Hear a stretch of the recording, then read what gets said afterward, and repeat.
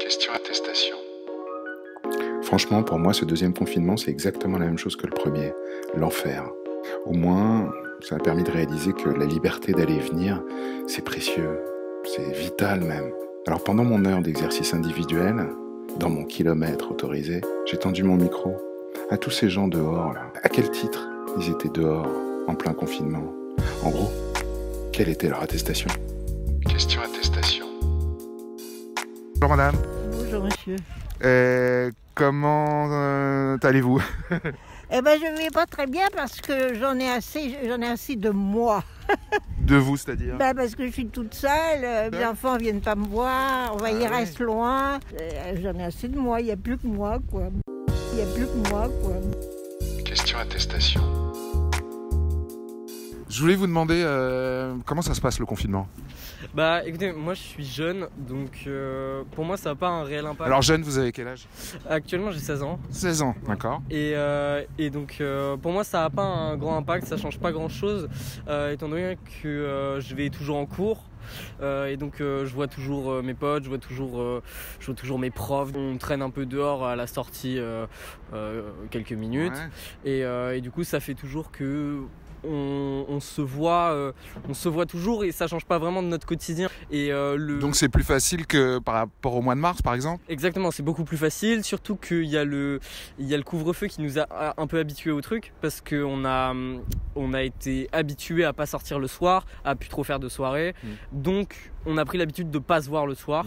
Et donc vous faites les soirées l'après-midi maintenant? Du coup voilà, c'est un peu ça, c'est qu'on se fait les soirées l'après-midi en cours. En cours. Et par exemple là, vous sortez, vous avez une attestation sur vous? Là actuellement j'ai une attestation. Ouais, et c'est quel motif? Déplacement bref, je suis allé faire du sport. Voilà. Sport, donc ça fait moins d'1 heure que vous êtes sorti? Exactement, là j'étais en train de rentrer chez moi, j'habite juste à côté. Donc 1 heure, 1 kilomètre, ça vous êtes dans les conditions là? Exactement, moi ça me suffit et je pense que ça suffit à la plupart des gens parce que j'en ai discuté un peu avec mes amis etc. Et globalement ça nous dérange pas trop. Par exemple là il y a pas longtemps on avait une amie qui était à l'hôpital, on y allait tous ensemble mais on avait le droit d'aller tous ensemble à l'hôpital parce que c'était notre amie qui était voilà. Et qu'est-ce qu'elle a eu votre amie? Qu'est-ce qui s'est passé? Alors ça a rien à voir, hein. C'était une amie qui était qui avait des troubles psychologiques dus au stress liés au confinement. Ah bon? Donc ouais. Voilà, donc justement elle a été victime de justement exactement. Des angoisses de confiné quoi. Voilà, exactement, elle a été et ça s'est manifesté comment? Des crises d'angoisse régulière et très forte. Elle se renfermait sur elle-même, le soir elle pleurait chez elle, elle n'en pouvait plus, elle prenait des médicaments anti-stress sauf que c'était une drogue. Et ça c'était pendant le deuxième confinement? Exactement, pendant le deuxième. Ah ouais, alors elle l'a moins bien vécu que vous. Elle l'a clairement moins bien vécu, voilà. Et vous êtes allé la voir à l'hôpital alors, parce qu'elle a été du coup hospitalisée? Exactement, voilà. Et comment ça s'est passé cette visite? C'était très cadré. Et comment vous l'avez vécu vous, cette visite, vous à titre personnel, cette visite de votre amie avec vos copains à l'hôpital? Est-ce que ça vous a angoissé ou au contraire vous étiez rassuré parce qu'elle a été entre bonnes mains?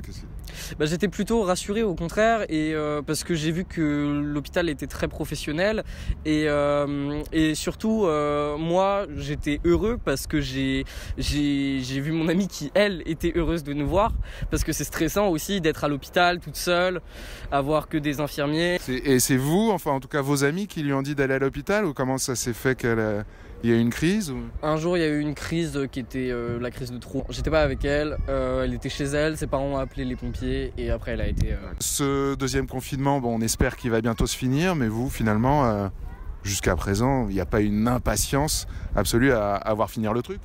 Alors il y a une petite impatience au niveau des fêtes. Forcément, on a envie pour les fêtes d'aller voir nos grands-parents, d'aller voir, voilà.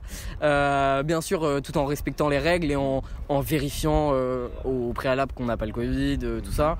Mais ouais, il y a une petite impatience au niveau des fêtes. On n'a pas envie que ça continue pour les fêtes et on n'a surtout pas envie que ça s'aggrave, parce que et c'est pour ça qu'on essaie de respecter le plus possible le confinement, parce que on se dit que si ça s'aggrave, potentiellement pour les fêtes, on pourra pas sortir. Privé de fête. Exactement. Privé de Noël, ça serait dommage. Voilà. Ok. Eh ben merci beaucoup. Question attestation. Monsieur, Je vous voyais photographier des fleurs, non? Des roses, oui. Des roses? C'est les dernières. Question attestation.